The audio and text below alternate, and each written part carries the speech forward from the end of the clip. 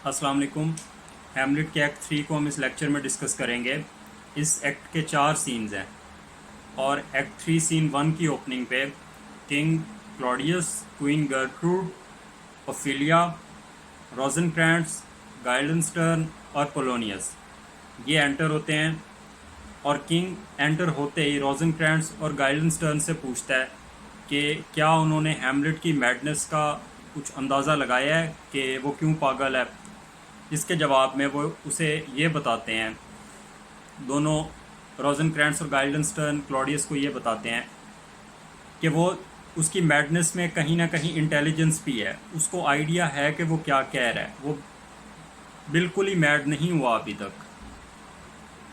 और इन दोनों की हैमलेट से जितनी भी कॉन्वर्सेशन हुई है उसने ख़ुद को बहुत अच्छी तरह से मैनेज किया है, जैसे कि वो सारा कुछ जानता हो।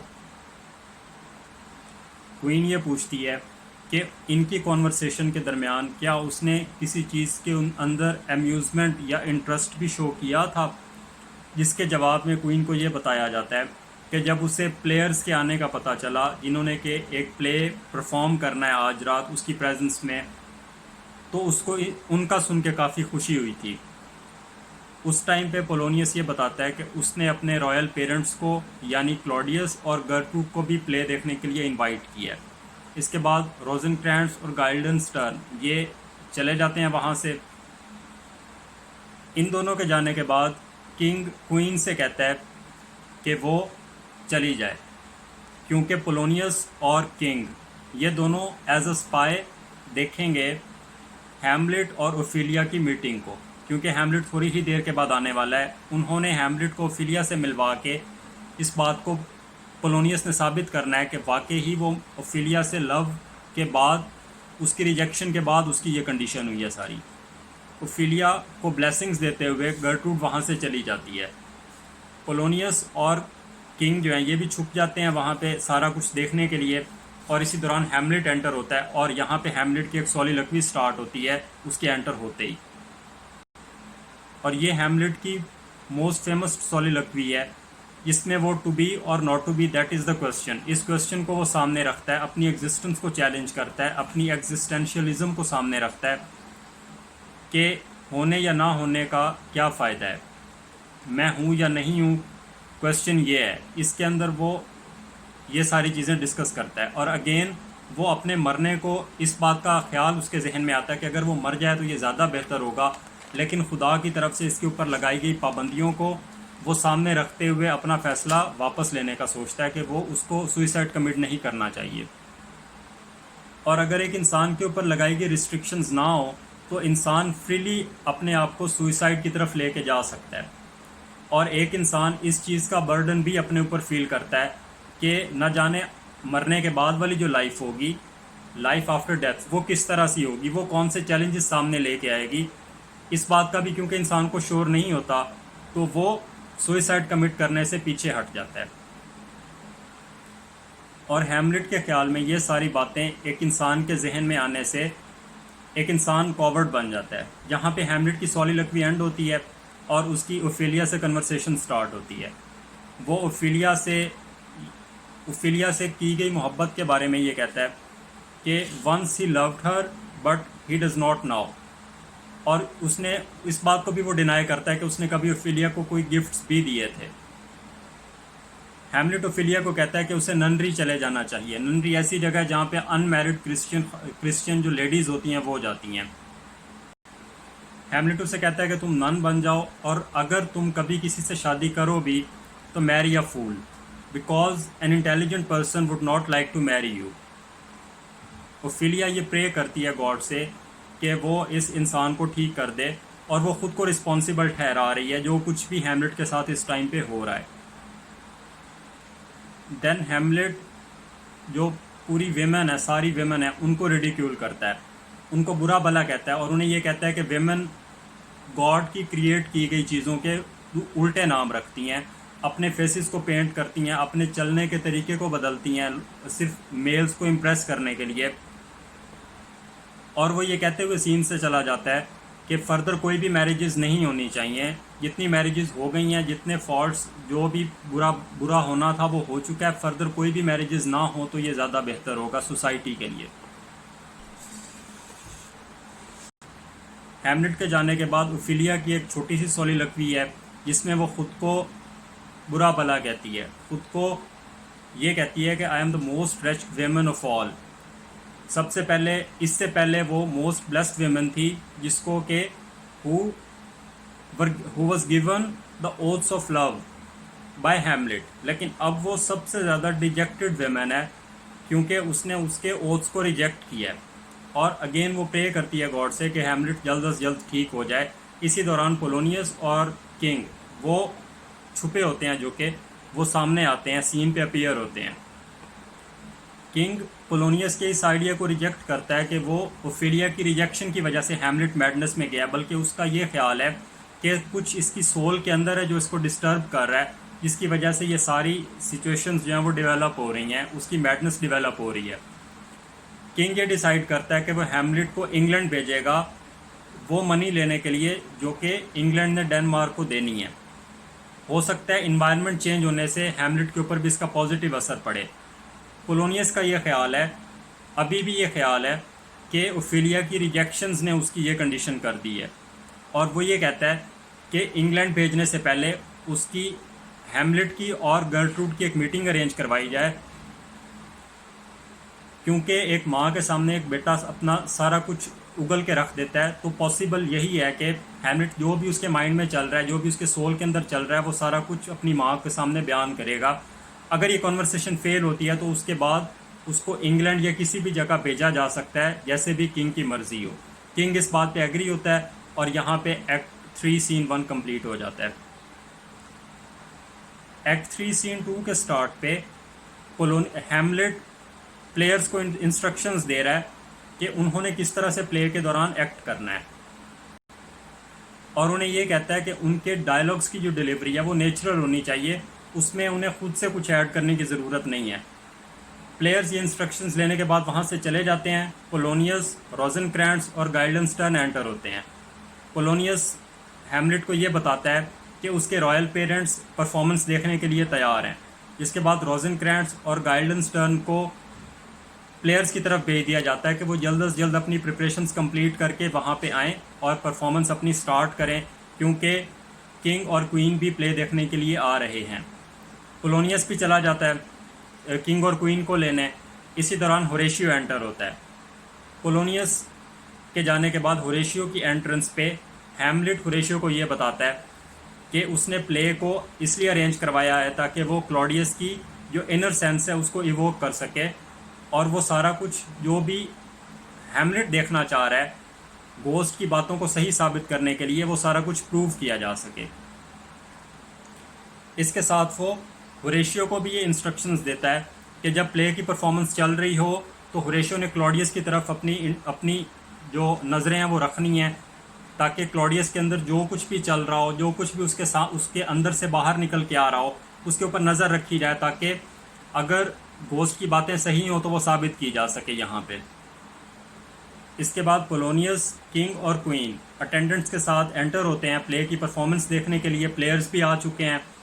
प्रोलॉग के बाद प्ले स्टार्ट होता है, और यहाँ पे play with in a play का जो इम्पॉर्टेंट क्वेश्चन है वो यहाँ से स्टार्ट होता है, क्योंकि ये एक प्ले के अंदर एक फर्दर प्ले परफॉर्म किया जाएगा।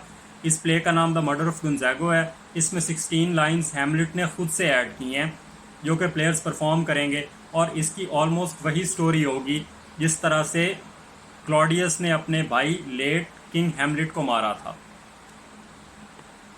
मर्डर ऑफ गुंजागो का जो हीरो है वो गुंजागो है, और इसका जो विलन है वो लुसियानस है। लुसियानस जो है वो गुंजागो का भांजा है, नेफ्यू है।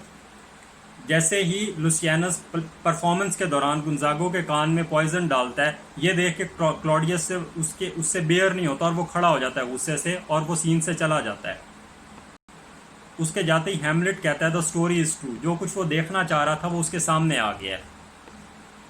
हैमलेट और होरेशियो के अलावा सारे वहाँ से चले जाते हैं। होरेशियो ये कहता है कि उसने भी सारा कुछ देखा है, क्लॉडियस के अंदर किस तरह से वो उसकी जो इनर सेंस है उसने उसको इवोक किया है, उसने किस तरह से इस सिचुएशन को बैडली हैंडल किया है और उसने सारा कुछ अपने अंदर से बाहर निकाल के रख दिया है। इसी दौरान रोजनक्रैंट्स और गाइल्डेनस्टर्न आते हैं और वो हैमलेट को इन्फॉर्म करते हैं कि क्लॉडियस काफ़ी ज़्यादा गुस्से में है और वो हैमलेट से मिलना चाहता है। पोलोनियस आता है और वो हैमलेट को बताता है कि क्वीन उससे मिलना चाहती है इससे पहले कि वो सोने जाए। इन सारों के जाने के बाद यहाँ पे हैमलेट की एक और सोलिलोक्वी आती है। इस सोलिलोक्वी में हैमलेट खुद से कहता है कि वो अपनी माँ के साथ हार्शली बिहेव करेगा लेकिन उसको कत्ल नहीं करेगा, और जहाँ तक क्लॉडियस को कत्ल करने की बात है वो अपनी माँ से मिलने के बाद अपना एक्शन परफॉर्म करेगा। इस सोलिलोक्वी के एंड होते ही एक्ट 3 सीन 2 भी कंप्लीट हो जाता है। एक्ट 3 सीन 3 रोजनक्रैंट्स, गाइल्डेनस्टर्न और किंग क्लॉडियस एंटर होते हैं। किंग उन दोनों को इंस्ट्रक्शंस देता है कि उसकी खुद की पोजीशन भी सेफ़ नहीं है, और जबकि किंग सेफ़ नहीं है तो यहाँ पे पूरे कंट्री में कोई भी इंसान हैमलेट से सेफ़ नहीं फील कर सकता। इसलिए उसने ये डिसाइड किया कि इन दोनों के साथ वो हैमलेट को इंग्लैंड भेजेगा टास्क के कंप्लीट करने के लिए, और उन दोनों को ये कहता है कि वो जाके जल्दी से तैयार हो जाएं और जाने की तैयारी करें। वो दोनों वहाँ से चले जाते हैं और पोलोनियस एंटर होता है किंग को ये बताने के लिए कि वो एज अ स्पाई सारा कुछ देखेगा जब गर्ट्रूड और हैमलेट की मीटिंग हो रही होगी, और ये भी बताता है कि हैमलेट अपनी माँ से मिलने जा रहा है और इस मीटिंग के एंड पे जो कुछ भी होगा उसके बारे में वो आके क्लॉडियस को इन्फॉर्म करेगा। ये कहते ही वो वहाँ से चला जाता है। यहाँ पे अब किंग क्लॉडियस की जो सोलिलोक्वी है वो स्टार्ट होती है। इस सोलिलोक्वी में अपने भाई को मारने की बात करता है, अपने भाई के मर्डर की बात करता है। इसके अलावा वो ये भी चाहता है कि उसके गुनाह बख्शे भी जाएं, लेकिन जो कुछ भी उसने इस गुनाह के बाद हासिल किया वो सारा कुछ भी उसके पास रहे। वो ये भी कहता है कि उसका गुनाह इतना बड़ा है कि माफ़ नहीं किया जा सकता, लेकिन वो ये भी कहता है कि अगर गुनाहों की गलती जो है वो ना की जा सके, उनको पूरा ना किया जा सके, तो उन गुनाहों का फ़ायदा ही नहीं है, उन गुनाहों के होने का मतलब ही एग्जिस्ट नहीं करता। ये सारी बातें करते हुए वो नील डाउन अपने घुटनों के बल बैठ जाता है और सजदे में चला जाता है। इसी दौरान हैमलेट वहाँ से गुजर रहा होता है, वो सारा कुछ देखता है और सोचता ये है कि वो क्लॉडियस को जाके मर्डर कर देगा, लेकिन फिर उसके जहन में ये ख्याल आता है कि हो सकता है क्लॉडियस इबादत कर रहा हो, सजदे में गया हो, तो इसको अभी कत्ल नहीं करना चाहिए, क्योंकि उसने अपने भाई को इस हालत में मारा था कि वो उस टाइम पे कोई अच्छा एक्ट या कोई नेक अमल नहीं कर रहा था, और हैमलेट नहीं चाहता कि ये नेक अमल करते हुए मरे और आगे जाके इसकी जो सोल है उसको बख्श दिया जाए। इसलिए वो किसी और मोमेंट का इंतज़ार करेगा ताकि वो अपने बाप के कत्ल का बदला ले सके। ये कहते हुए वो वहाँ से चला जाता है और यहाँ पे एक्ट 3 सीन 3 भी कंप्लीट हो जाता है। एक्ट 3 सीन 4 की ओपनिंग पे पोलोनियस और क्वीन एंटर होते हैं।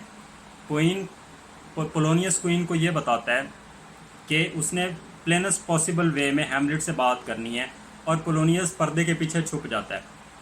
हैमलेट एंटर होता है और क्वीन से बात करनी स्टार्ट करता है और उसको बताता है कि वो कौन है, और ये भी बताता है कि वो उसको ये बात अफसोस के साथ कहनी पड़ रही है कि क्लॉडियस के साथ शादी करने के बाद अभी भी वो उसकी माँ है, हैमलेट की।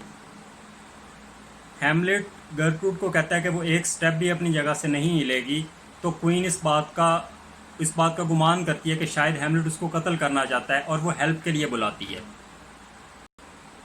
इसी दौरान पोलोनियस बोलता है, हैमलेट पर्दे के पीछे जाके पोलोनियस का मर्डर कर देता है, और इस प्ले में पोलोनियस पहला इंसान है जिसका मर्डर होता है, और पोलोनियस का लास्ट डायलॉग ये है, ओ आई एम स्लेन।